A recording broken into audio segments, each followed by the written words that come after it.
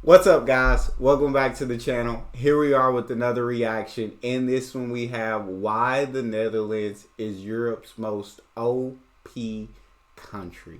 Before we dive into this video and figure out what's so amazing about the Netherlands, if you guys happen to enjoy, please don't forget to subscribe, give the video a thumbs up. Also, if you like, support this channel by becoming a member. All you gotta do is hit that join button to receive your exclusive benefits. Let's dive right in. The Netherlands is a small country in the northwest corner of Europe that most people these days associate with urban planning YouTubers and amazing bicycling infrastructure. But at first glance, this country may still appear rather unassuming. It's only a little larger than the US state of Maryland is, but with a population of nearly 18 million people all contained within it. The Netherlands is among the most densely populated countries anywhere in the world today. The country's density of people is about on a par with India, and when excluding small city-states, the country is the densest population of people in Europe, behind only Malta, which itself is only a tiny island state. Nonetheless, 18 million people is still a rather small population at a global scale, and it's only enough to make the Netherlands the 69th largest country in terms of people. While of course in terms of land, the country is even smaller and ranks down at only 131st place worldwide. But despite not having a lot of land and not having a lot of people, the Netherlands punches far, far above its weight in global importance. Of course, and I'm going to argue here that the Netherlands... You talk about the waterbending tribe, the people who have conquered the oceans, who have conquered lakes, conquered rivers, any body of water, they have absolutely conquered it. You're talking about innovation at its best. You're talking about people who absolutely are very efficient, but then outside of work, they live their lives. All right, anyways, my bad. I'll let him tell it. The Netherlands is by far the most overpowered country relative to its size in Europe today. Take the country's exports, for example. Somehow, despite being among the world's smaller countries in terms of land and people, the Netherlands is among the absolute biggest countries in the world in terms of how much stuff they export out to the global market. In terms of value of goods and services, the Netherlands is currently the 5th largest exporter in the entire world, pumping out way more goods and services toward the global market than dozens of other countries many times its size are capable of, like India, the UK, or Italy. And when you dig deeper into what kinds of goods and services the Dutch are exporting, it still gets even more interesting. It probably shouldn't be a surprise to most people that the United States of America is the most dominant agricultural superpower in the world. The country has the second highest amount of total arable land in the world behind only India, while the United States even further completely controls the largest continuous stretch of farmland located anywhere in the world too. The Mississippi River Basin. With a population only a fraction of India's, the United States is capable of producing far more food than it actually needs for itself. And so, it's no surprise then that the United States is the largest exporter of agricultural products in the world.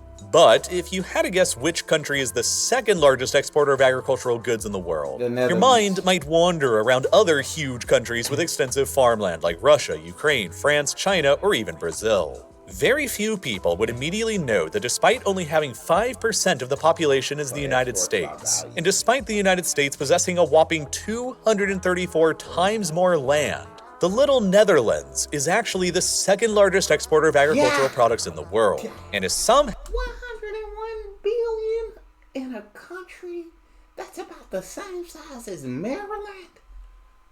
Able to pump out more than 2/3 of all the agricultural goods to the world market than America does. Once again, beating out countries that are way bigger than it, like Brazil, Germany, and China in the process.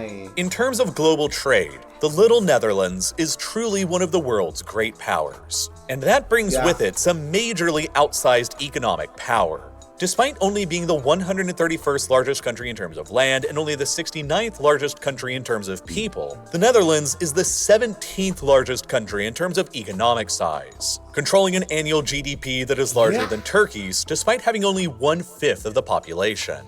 Perhaps even more impressively, the Dutch economy is presently more than half the size of Russia's, the biggest country in the world that sprawls across Eurasia and that has more than 8 times as many people as the Netherlands does. So how did the Netherlands manage to pull off this The Netherlands is built different, bro. The 17th highest GDP in the world.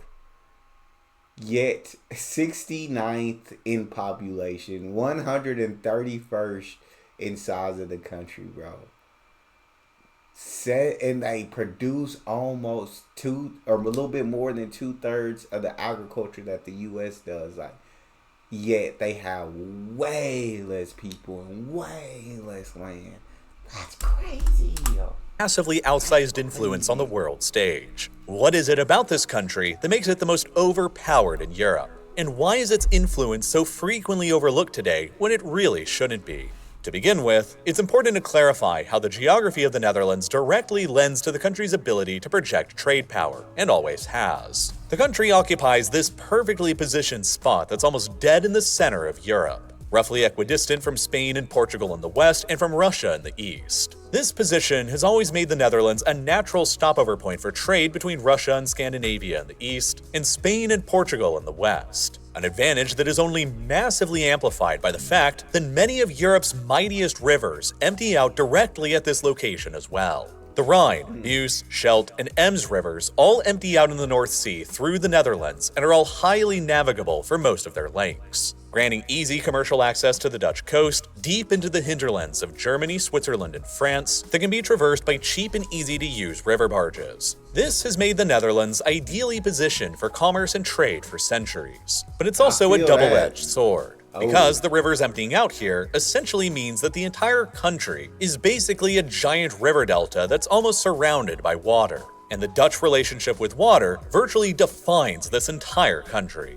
Facts. The water simultaneously presents a major threat and a major opportunity to the Netherlands. On the one hand, the very name of the Netherlands, translating roughly into English as the lowlands, gives a hint towards how much of a danger the water can pose. Roughly 26% of the country's landmass today is beneath sea level, and about half of the country is beneath 1 meter in elevation. The country is notoriously flat and low-lying, and the highest point in the entire country is located in the extreme south, far away from the ocean, and only stands at 322 meters high, which is basically just a big hill. This is why, when it comes to average elevation, the Netherlands is the 7th lowest country in the entire world and by far the lowest country in Europe. And even that's not really very fair, because most of the countries that are lower than the Netherlands are tiny Pacific Island states, and none of them are anywhere near to being as geographically large. So you have all of this super low-lying land directly adjacent to the North Sea, and all of these huge rivers that empty out into the country that basically make the Netherlands the gutter of Europe, which all combine to make the Netherlands among the most catastrophically flood-prone countries in the world. Right. Even today, more than The Netherlands ain't scared of no floods, they ain't scared of no water. Maybe back in the day. Some floods might have gotten to them, some things may have happened. But they always found a way after each one to become smarter, to become more innovative, to figure out how to own water. Where other people see ocean, the Netherlands sees real estate. So a flood, they laugh. They laugh at the thought of a flood because they've already mastered everything. They're not getting flooded. I don't care how much of it's underwater. Floods ain't hitting not anymore. They figured it out. 1 in 5 people in the Netherlands lives in an area that's beneath sea level, or about 3.7 million people. To many countries around the world, their biggest national security threat is their immediate neighbors. Ukraine and Finland prepare for attacks from Russia. Israel prepares for attacks coming from all around them. India prepares for attacks from Pakistan, and South Korea from North Korea, and so on. In a sense, the Netherlands is no different today, but rather than any of their borders on land, it is their border with the sea that is the biggest threat. And rather than any attacks from human beings, it is attacks from the ocean itself that poses the greatest national security threat to the Dutch people. I feel that. For centuries, the people who have lived here have fought tirelessly to push the ocean back and keep the water out from their lands. The evidence of which is littered all across the country today in the form of windmills that pumped water out of sodden farmland, canals that took the water out to the sea, and dikes that prevented more water from gushing in. More than 700 years ago, back in the 14th century, the Netherlands looked a lot more like this, with significant amounts of the country we know today being buried beneath the sea. Even the location of modern-day Schiphol Airport, the busiest airport in the Netherlands and the third busiest airport in Europe, was underwater back then. Dang, But over the many centuries since that time, generation after generation of people in the Netherlands have spent their lives steadily pushing the water back with the aforementioned windmills, canals, and dikes, to the point where by the start of the 20th century, the Dutch had reclaimed roughly 1,285,000 acres worth of land from the sea and by draining lakes. But the Dutch didn't always want to push the water out of their country all the time. Sometimes they wanted to let it in as well. Since the Netherlands is a small but densely populated country that's about as flat as a pancake, the Dutch have never really had many natural geographic features to protect themselves against outside invaders coming from France or Germany. But in the 17th century, they realized that deliberately flooding their own low-lying lands in a controlled manner could serve the same defensive role that mountains do for other countries. And so, their geographic weakness of being susceptible to flooding could be cleverly transformed into geographic strength too. Over a period of 200 years from the 17th to 19th centuries, the Dutch tirelessly constructed the waterline, a series of water-based defenses that could be deliberately flooded in the event of an invasion to protect Amsterdam by nearly transforming the Holland region into an island. Later on, between 1880 and 1920, the Dutch constructed an even more extensive... I didn't know about that. I didn't know about that part. That's new information to me. I'm telling you, but I'm not. It's the water bending tribe. They will use the water however they see fit. System of water-based defenses completely encircling Amsterdam that they called the Amsterdam Defense Line. The line formed a huge ring around the city of Amsterdam that could be deliberately flooded to a shallow depth of about 30 centimeters or 12 inches. Deep enough to be a geographic hindrance to infantry and cavalry, but shallow enough to prevent an enemy from using boats across it. Unfortunately for the Dutch, however, the creation of the Amsterdam Defense Line roughly coincided with the invention of the airplane and the tank. And so, by the time that Germany invaded the Netherlands in 1940, the Amsterdam Defense Line was already obsolete. Nonetheless, over the centuries from 1300 to 1900, where the Dutch reclaimed nearly 1.3 million acres of land from the sea and lakes in the country, they also lost another 1.4 million acres of land area to the Zuiderzee, a shallow bay of the North Sea that was only about 4 to 5 meters deep that existed in the northwest of the country just to the east of Amsterdam. There had long been discussions within the Netherlands to drain the Zuiderzee and reclaim huge amounts of the land within it for human settlement for centuries. But the technological ability for them to actually do that was lacking up until around the late 19th century. It was then in 1891 that a man named Cornelis Lely actually drafted up a feasible plan to drain out the Zuiderzee. A plan that would become the basis for the later Zuiderzee works that would completely and radically transform the geography of the Netherlands forever. In 1916, a violent storm sent a surge of water from the North Sea into the Zuiderzee that overwhelmed several dikes around it and caused wide-scale flooding, which provided the impetus for the Dutch government to officially begin carrying out Cornelis Lely's grand vision for taming the Zuiderzee he had come up with 25 years previously. The first step of the plan called for the construction of a huge dam across the northern section of the Zuiderzee here, running between the Dutch provinces of North Holland and Friesland. The dam would be 32 kilometers or 20 miles long and would come to be called the Afsluitdijk, or the closure dike in English. As its name suggests, the Afsluitdijk was built to isolate the saltwater Zuiderzee from any access to the salty ocean in the North Sea. And it took the Dutch years of effort to construct it between 1927 and 1932. After it was completed, the dam was designed to include a series of sluice gates that enabled the Dutch to begin draining salt water out of the Zuiderzee, while fresh water would continue flowing into the sea from the River IJssel. Over time, this meant that the Zuiderzee was transformed from a salty outlet of the North Sea into a brand new freshwater lake that the Dutch renamed the IJsselmeer, or the IJssel Lake. And even further, the Afsluitdijk also serves as a causeway, enabling Dutch travelers to drive their vehicles directly from North Holland to Friesland without having to travel all the way around the Zuiderzee like they used to. I'm telling you, man. Now, the original plan of the Zuiderzee works was that after the sea was enclosed by the Afsluitdijk and tamed, huge tracts of new land would be built within the new IJsselmeer called polders, which are essentially chunks of an area within the lake that the Dutch would dam off from the rest of the lake with dikes, after which the water enclosed by the dikes would all get pumped out to reveal fresh, dry virgin land suitable for colonization. The first of these polders within the IJsselmeer that the Dutch constructed was this one here called the Varingermeer, that was fully drained to water by 1930, an early proving concept and testbed that would influence the ideas and techniques used in all of the subsequent polder construction going forward. Waringimere opened up about 307 square kilometers of extra land to the Netherlands that was incorporated within the North Holland province, and more than 12,000 people live there today. A few years later, work on the second polder, named the Noordoostpolder, began in 1936 and was eventually fully drained out and ready for settlement by 1942. And then, after the conclusion of the Second World War, work finally began on the single largest land reclamation projects of the entire Zuiderzee works in the south of the IJsselmeer. Originally intended to be a single massive polder, work on dredging up Flevoland finally began in 1950. But several changes were made to the original plan as they went about it. The development of the previous Noordoostpolder had left the new, lower-lying land in the polder directly connected to the older and higher elevated mainland, which led to groundwater from the higher mainland seeping into the new lower land, which led to the ground in the mainland to start sinking and causing all kinds of problems. The original plan for the Flevoland polder was to leave it connected to the mainland as well. But after observing the problems with the Noordoostpolder, the Dutch decided to change the design of Flevoland into two separate halves, an eastern Flevoland polder and a southern Flevoland polder, with a narrow southern channel of water separating both of them from the mainland.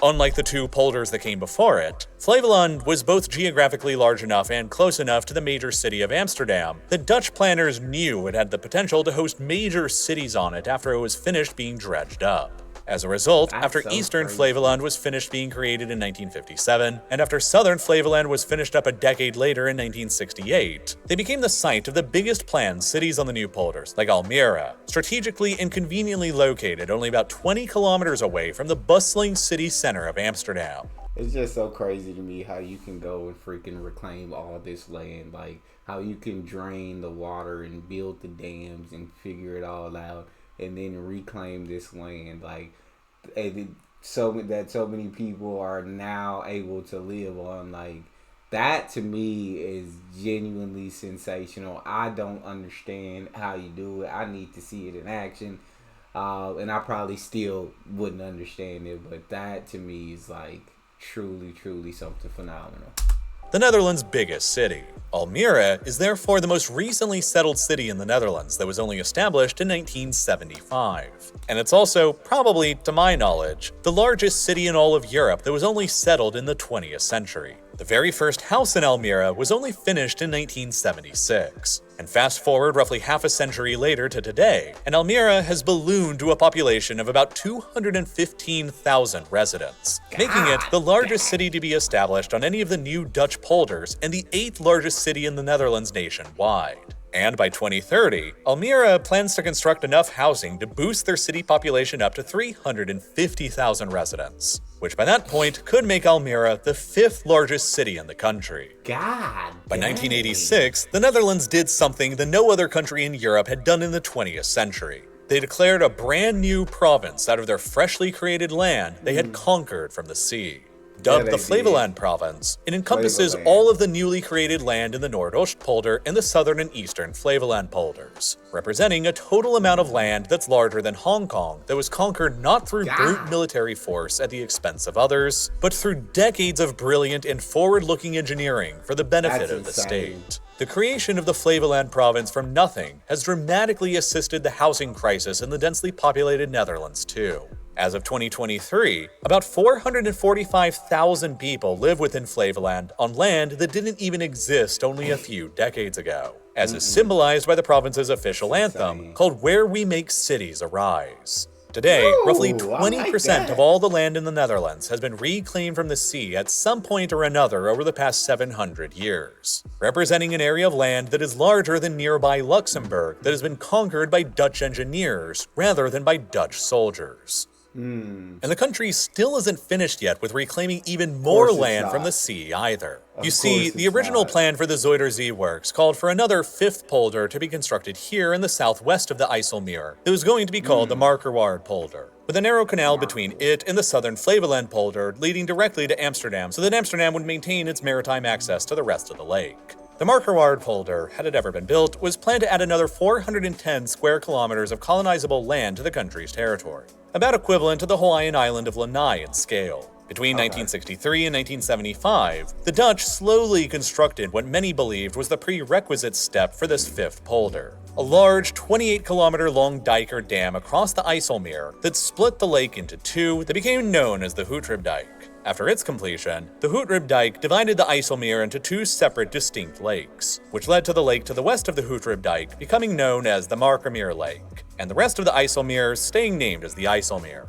The Hootrup Dike also provided a direct overland connection for vehicles to take between Flevoland and the northern part of North Holland. And after its completion, the Markerwaard polder was originally intended to be developed out of the Markermeer Lake.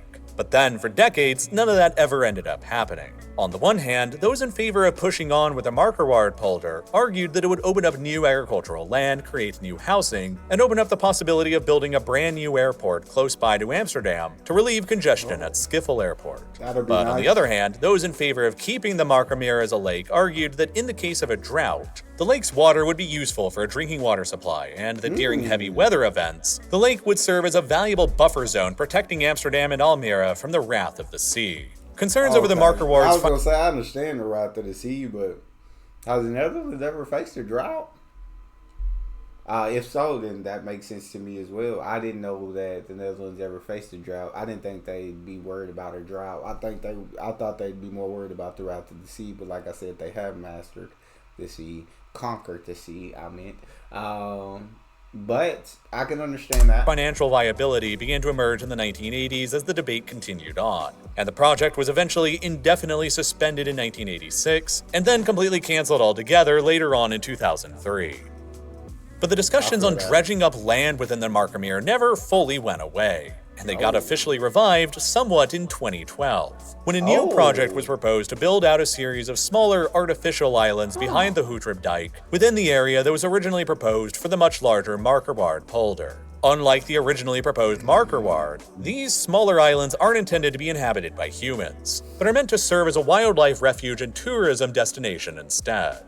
The first of the islands was dredged up as virgin land in 2016, and several more islands have been built out since then as the newest land in the Netherlands and in Europe. But the conquest of these new lands from the sea is not the only thing that the Dutch have accomplished in their centuries-long war with the sea, because they've also fought tirelessly to keep the sea out from everything that they've spent generations building.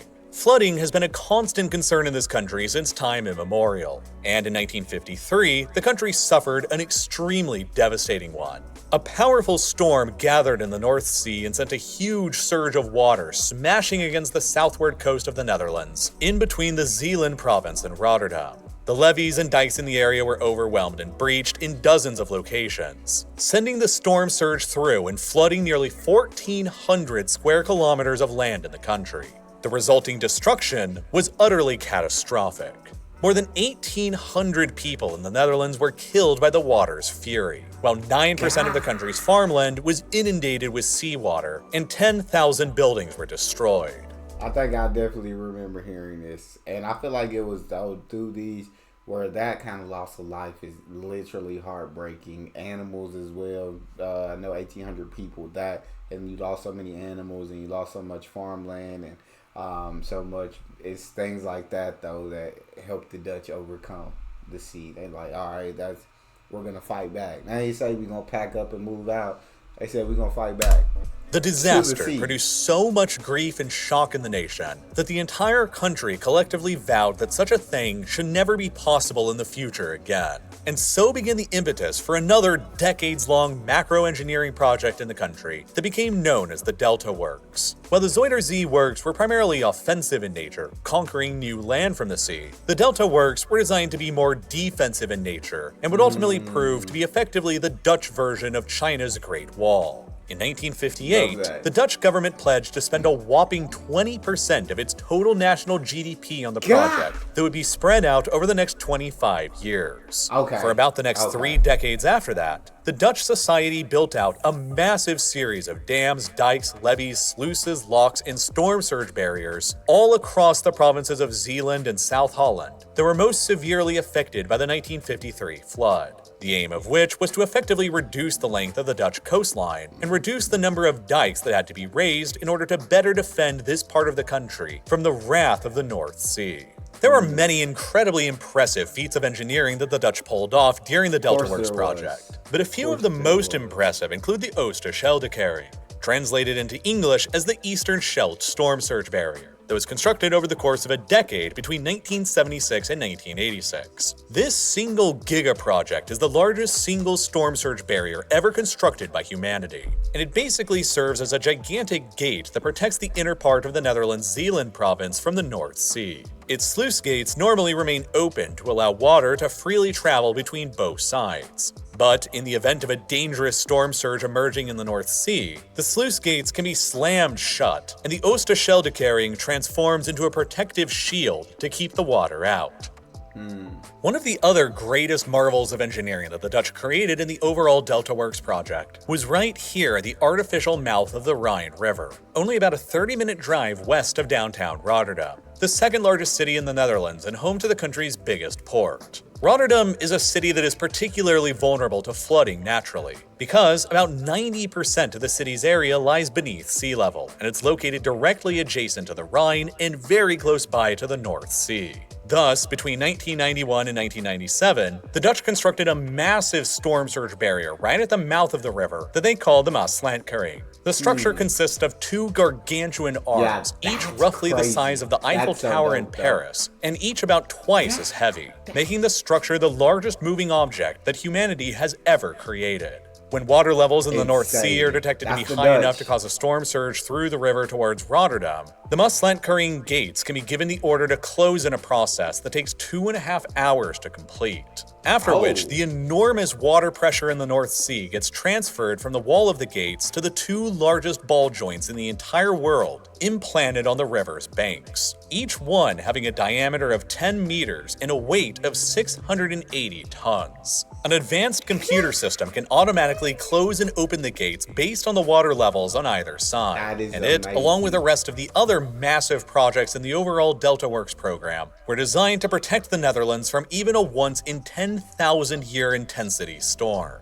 It's a small wonder then that the DeltaWorks defensive program and the Zuiderzee Works offensive program together were named as one of the 7 wonders of the modern world by the American Society of Civil Engineers in 1994. Understandable. And all of this extensive experience at fighting against the ocean like nobody else has over decades and centuries have made the Dutch the foremost global experts in protecting themselves from rising sea levels in the global ocean.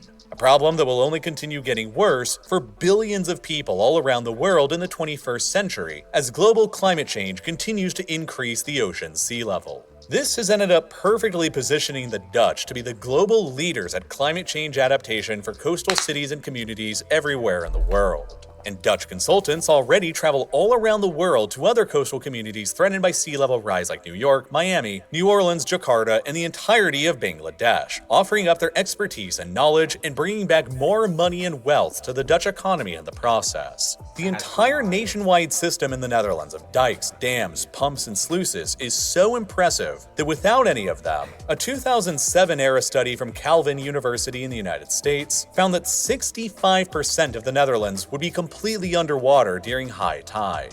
As the famous saying about the Netherlands goes, God may have created the earth, but the Dutch created the Netherlands. No other country in the world has been as meticulous. That saying is absolutely perfect. God may have created earth, but the Dutch created the Netherlands. And they absolutely did. That saying is perfect for the Dutch, and absolutely 100% true. Over-engineered and created by its people over generations than the Netherlands has been. And that long history of cooperation and collective effort against the sea has produced a unique culture in the country that prioritizes trust, collaboration, collective good, and efficiency over everything else. Attributes that spill out into the rest of the country in sometimes surprising ways. From the intelligent designs of Dutch cities and infrastructure to Y'all give me 1 second. I gotta get a snack. I'm starving.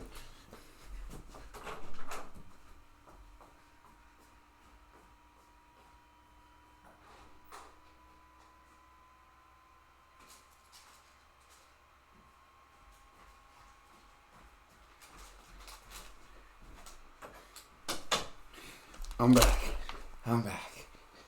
My stomach couldn't take it anymore. And we still got a while left, so let's keep it going. Prioritize human beings over cars, to the shepherding of Schiphol Airport's strategic location in the center of Europe to become the 3rd busiest airport on the continent behind only Charles de Gaulle near Paris and London Heathrow.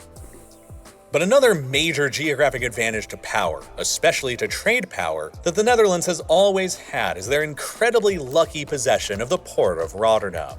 Today, the Port of Rotterdam sprawls out across a huge area that's larger than the island of Manhattan in New York. With four fully automated terminals that accept vessels around the clock at all times of the day, every day of the year. The water depth within the port is deep enough to handle even the largest of container ships that have ever been built. Its central location is almost dead in the center between Western and Eastern Europe, and the connections that stretch out from the port to the European market are just completely unmatched anywhere else. From Rotterdam, navigable rivers like the Rhine, the Meuse, and the Scheldt extend deep into the hinterlands of Germany, Belgium, France, and Switzerland. And since 1992, when the Rhine-Main-Danube Canal was completed and opened, the navigable parts of the Main and the Danube rivers are also accessible, which has opened up the hinterlands of Austria, Slovakia, Hungary, Croatia, Serbia, Romania, Bulgaria, and Ukraine, all to inland shipping connected to Rotterdam as well. Cheap to operate river barges from all of these countries can easily travel through this network of rivers directly to Rotterdam and transfer their cargoes onto massive ocean-going container ships for export anywhere in the world,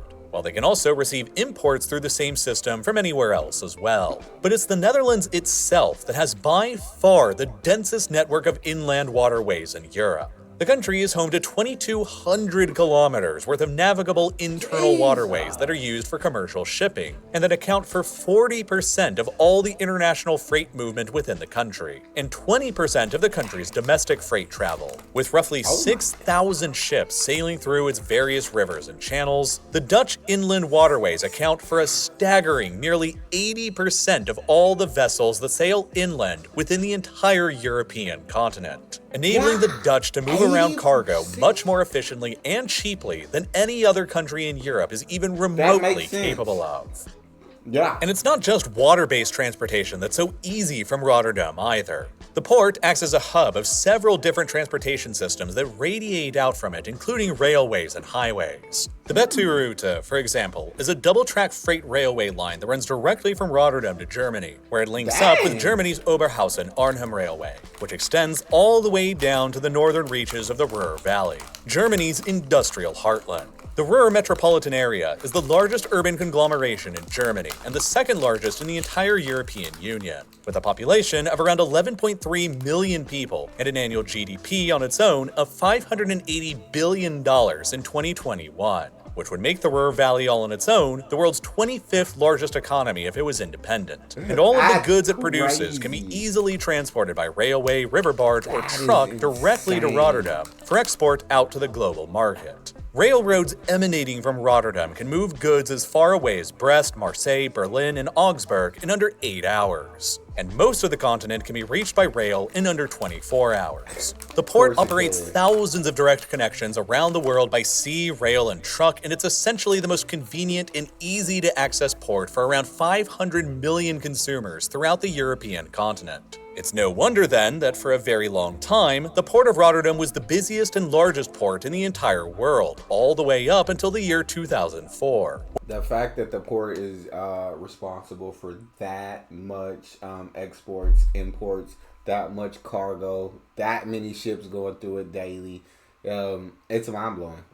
Yeah, you see, like the Netherlands out of Europe, that's... You can't take it. The Netherlands is an absolute necessity for Europe, and I've never realized how important they were. But they are freaking extremely, ridiculously important. Like, I didn't know all this information, and this is absolutely astonishing. Like, it's making more and more sense, definitely, why the Netherlands is Europe's most OP country. I get it. When it was finally overtaken in annual cargo tonnage by the Port of Singapore. Since then, Rotterdam's business has been overtaken by several additional ports in China. But Rotterdam continues to remain by far the busiest port in Europe and the busiest port in the world, located anywhere outside of East Asia. Its importance to Europe from a commercial perspective is so enormous that it still handles more cargo tonnage than the next two busiest ports on the continent combined, nearby Antwerp and faraway Novorossiysk. The port of That's Antwerp in insane. Belgium benefits from much of the same geographic and infrastructure advantages as Rotterdam does. And taken together, they handle about as much cargo as the next 7 busiest ports in Europe do all combined, spanning across Russia, Germany, Spain, Romania, France, and Poland. The port also contains 5 major oil refineries owned by giants like Shell and Koch Industries that enable the Netherlands to be a major hub of the global oil industry as well. As of 2022, the Netherlands has become the 6th largest importer of crude oil in the world, that they bring in from just about everywhere. But they transform so much of that crude oil at their refineries in Rotterdam into finished end products like gasoline that they've become one of the top 3 global exporters of refined petroleum products, placing themselves just narrowly behind the likes of India and the United States in the process. What's really astonishing about this is that the Netherlands manages to export more refined petroleum products than even traditionally thought of oil superpowers do, like Russia, the United Arab Emirates, and Saudi Arabia, simply because the Dutch possess Rotterdam and control the vital refineries there that can actually transform crude oil into usable end products. And because they control the start of the pipeline network that radiates out from Rotterdam towards Belgium, France, and the industrial Ruhr region in Germany, they can quickly carry petrochemical products to exactly where they're needed. And the reason why this extensive pipeline network exists in the first place is because it also just so happened that in addition to sitting atop of the Rhine-Meuse-Scheldt River Delta with all of its unique geographic advantages, the little Netherlands also sat directly atop of the largest natural gas field that would ever be discovered on the European continent as well, right here, the giant Groningen gas field.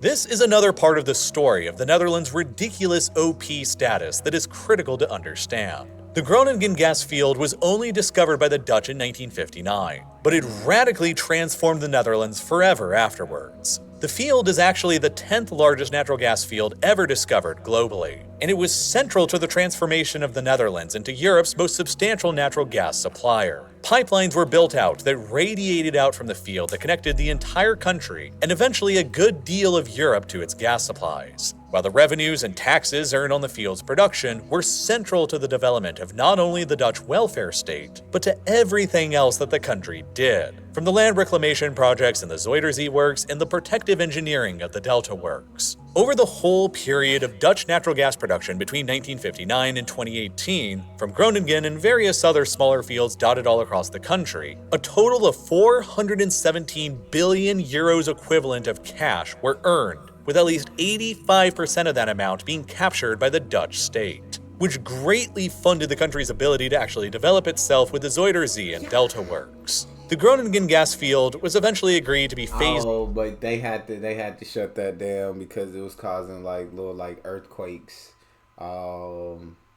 throughout the area. So they had to, which made them super profitable. The Groningen gas field, ridiculous. They were printing money at this natural gas, bro. But like I said, earthquakes made it dangerous. Out of production in 2014, and as of 2023, it has largely ceased all production, with its huge contribution to the Dutch economy over the decades sealed. Now, because of its central location and myriad connections all throughout Europe, the Port of Rotterdam is also a major so-called re-exporter of goods as well, making it a huge hub of goods sold into the Eurozone area from outside countries like the UK, the US, and China. As an example, 1/5 of all the fresh fruit and vegetables that get imported into Europe from somewhere else come through via the Netherlands alone. And the Port of Rotterdam alone accounts for more than 8% of the entire Netherlands' GDP. Now, it shouldn't come as a surprise to you then that the enormous advantages of controlling Rotterdam and most of the Rhine-Meuse River Delta have enabled the Dutch to be a major trading power for centuries now. Across the 17th century, the Dutch enjoyed their golden age when they basically invented capitalism, established a near-complete monopoly on segments of the global spice trade, and carved out one of the most influential and globally spanning trade empires that the world has ever seen. They brought enormous wealth flowing back to Rotterdam, Amsterdam, and the rest of the country. With the creation of that trade empire came a territorial empire for the Netherlands as well, that once spanned all across the globe from Indonesia to India to South Africa and the Americas. And while this territorial overseas empire gradually crumbled and fell apart, especially in the 20th century during the era of decolonization, the global Dutch trading empire never actually really went away alongside it. Far to the contrary, the Dutch largely kept their global trade empire generally intact, buttressed by their continued control of Rotterdam and their endless drive to expand the port's connections to the rest of the continent and to protect the port from the fury of the sea. The Netherlands is therefore still the 5th largest exporter of goods and services by value in the world, with even more exports pumped out to the global market than even countries like India, the UK, or Italy are capable of, and with a volume of exports that are close to approaching Japan's. A maritime nation with more than 7 times the Dutch population.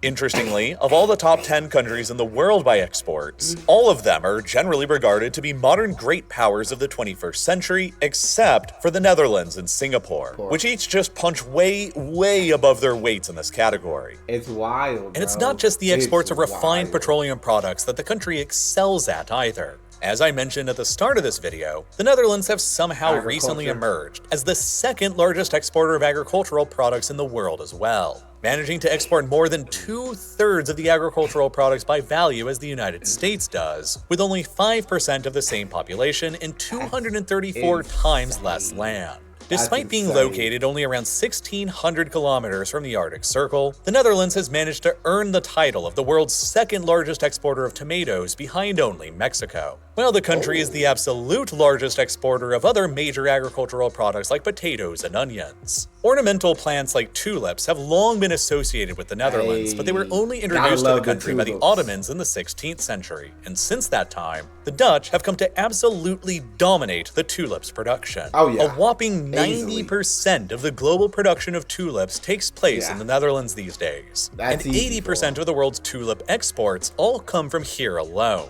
giving the Dutch I'd love to go to the Netherlands and see the tulip fields, bro, in person. But tulips is not even a question. They absolutely dominate the market. They don't have a competitor at all. And it's really amazing. These freaking tulips are extremely beautiful, dog. So again, shout out to the Netherlands. They're gorgeous. Practical monopoly on the tulips production, even in the 21st century.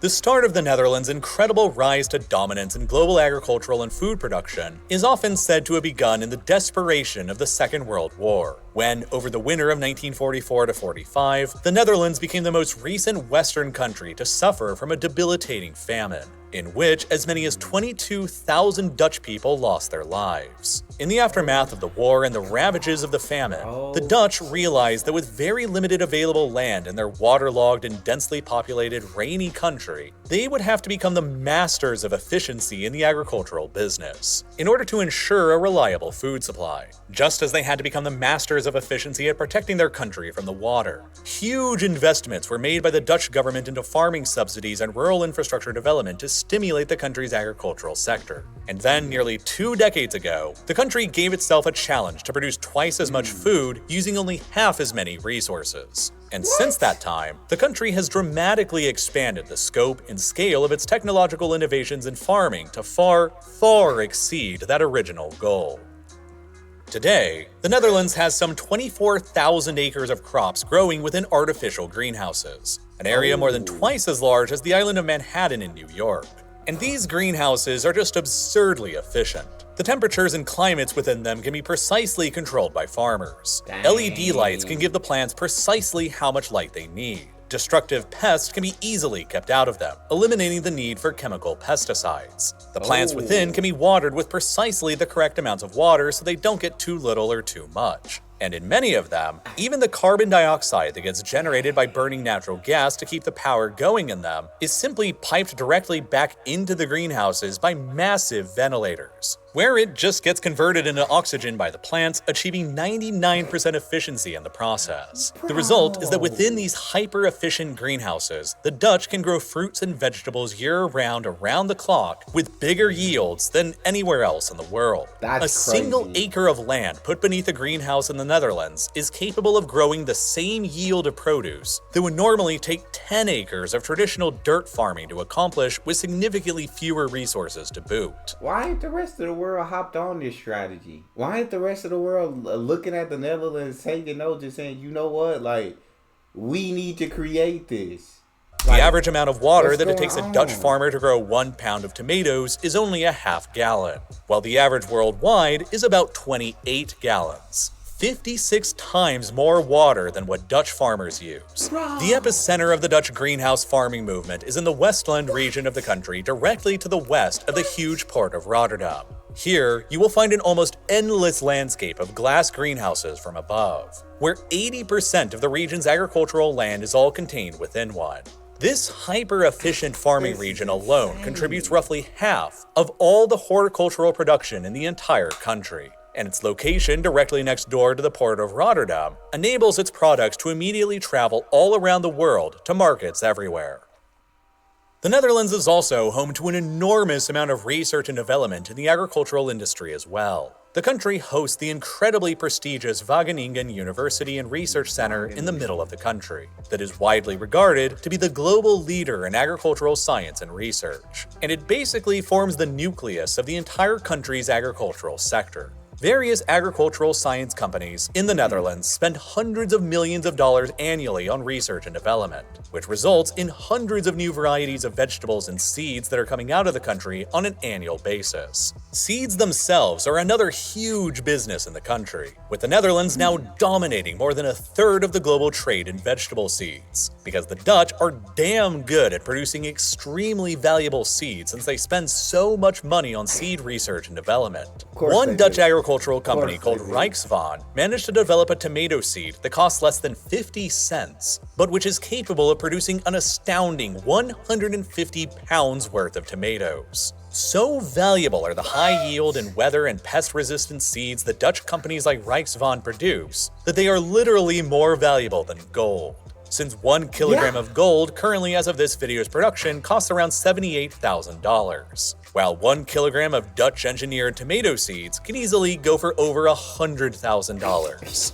And this is all how today, the little Netherlands has managed to find itself in the position of growing 6% of all the food produced in Europe on only 1% of the continent's actual farmland, and how the Dutch have managed to become the second largest agricultural exporter in the world behind only the United States. That's absolute insane. And agriculture is hardly the only modern industry that the Dutch have managed to capture and nearly monopolize parts of. Of course it's not. An industry that's even more lucrative, both from a financial and geopolitical standpoint, has been the country's unique cornering of a key component in the global semiconductor and microchip industry that could ultimately make the Netherlands the kingmaker in who between the United States and China ends up winning the 21st century. Facts. If you asked a random person where the capital of the global tech industry is located, many would probably respond with San Francisco and Silicon Valley, with its host of tech companies present. Others might suggest Seattle, where Microsoft and Amazon are headquartered, while others may insist on Taiwan, where the bulk of global semiconductor manufacturing takes place at.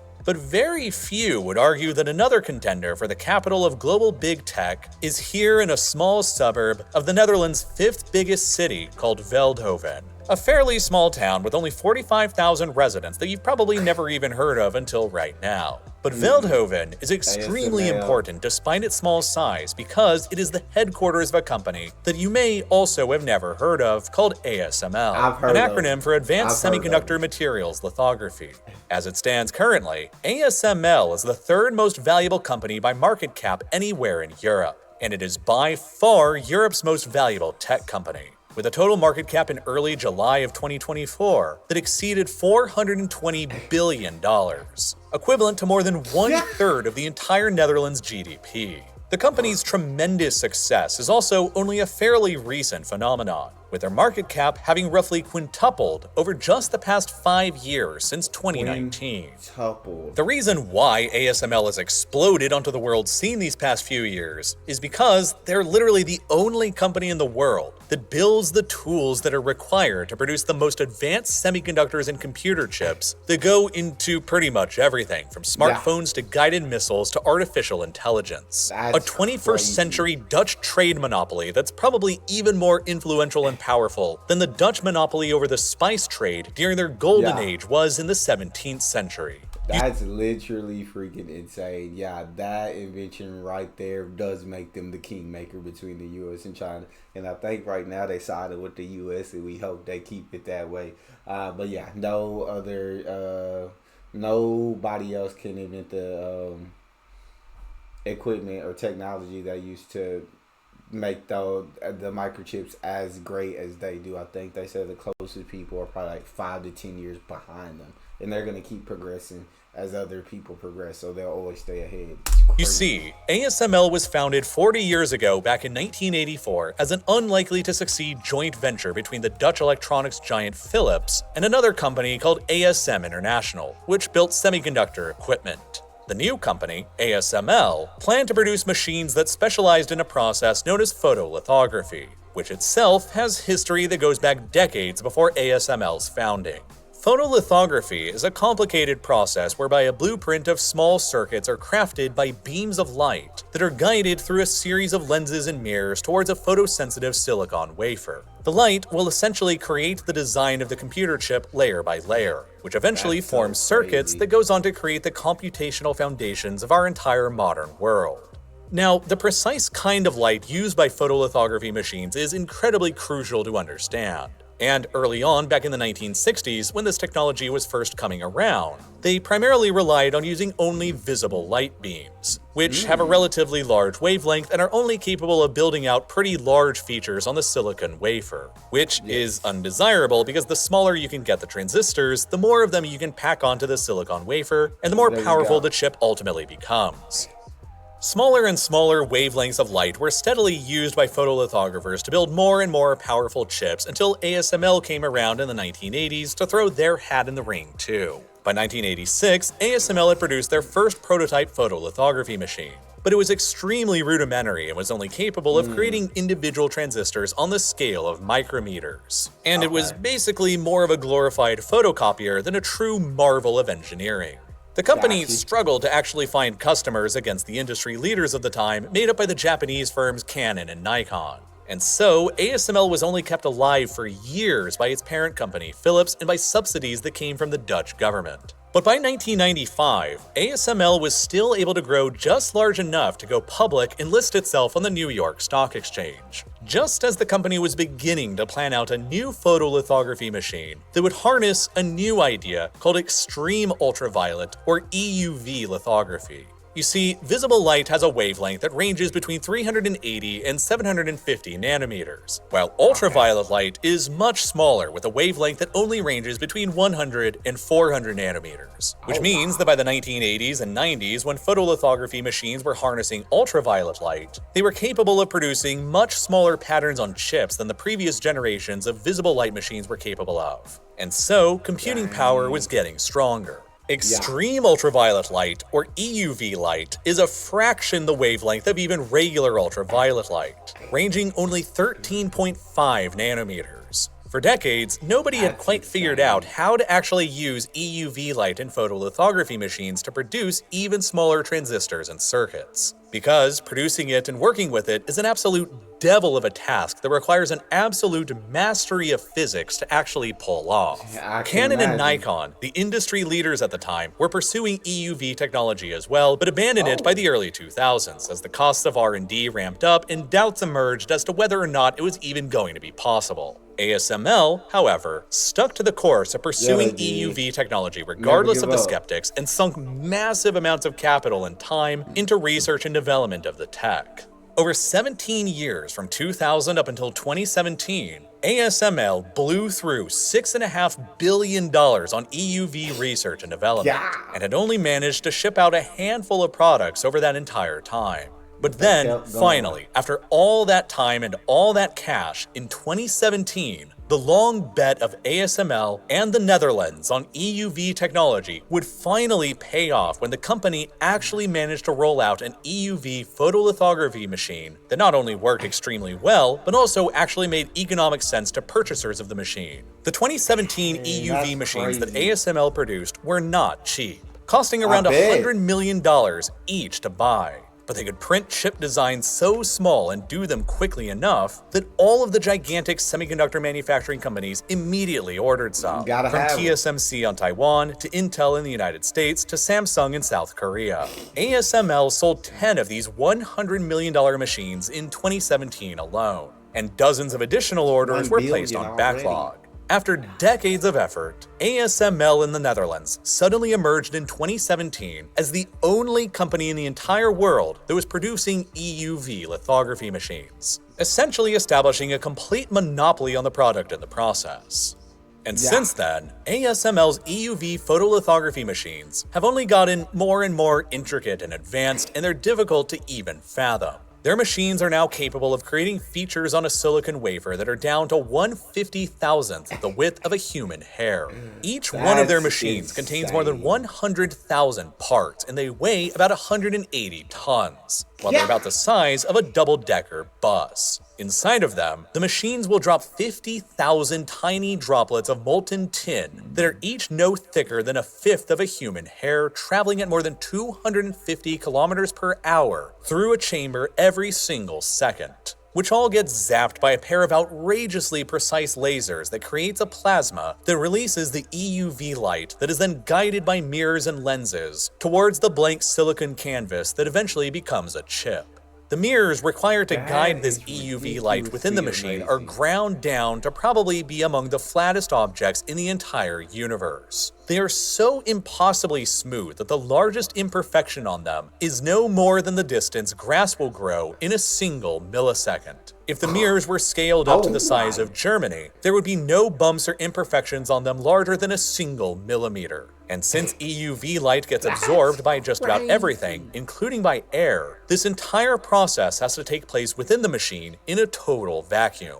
Each of their newest EUV machines now cost more than $300 million to purchase, about the same price as a brand new Boeing 777. And they are almost certainly the most highly sophisticated tool that humanity has ever produced and sold commercially.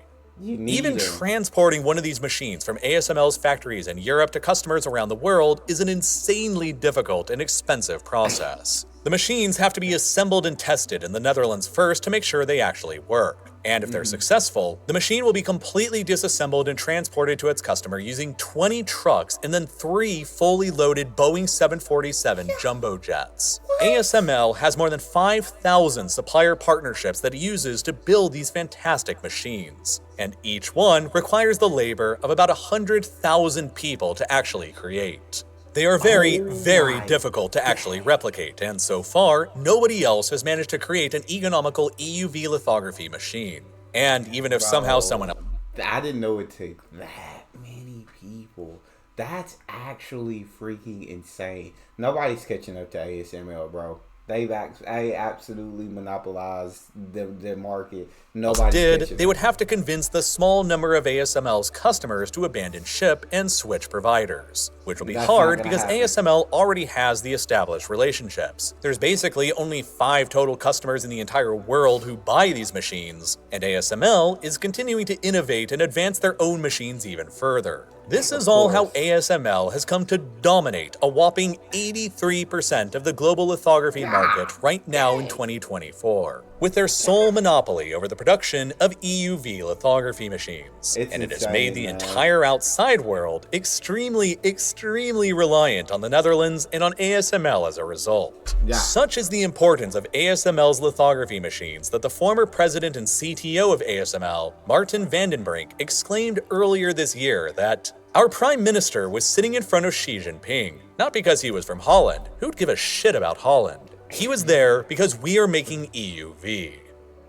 Naturally, because ASML's EUV lithography machines are required to create the most advanced computer chips that are necessary for building the most advanced military equipment, the 2 global superpowers, the United States and China, are increasingly growing more and more dependent on the Dutch and their monopoly on EUV machines as a result. Whoever between them can maintain access to ASML's machines will inevitably wield the most technologically advanced military in the 21st century. So, to prevent China from ever gaining access to the machines for their own chip industry and military, the United States has consistently applied pressure on the Dutch government to restrict ASML from selling their most advanced EUV machines to China. And in 2023, the Biden administration even pressured the Netherlands even further to restrict some of ASML's older, less advanced lithography machines to China as well, despite China having been ASML's biggest market in 2023, accounting for about 1/3 of its total revenue for the whole year.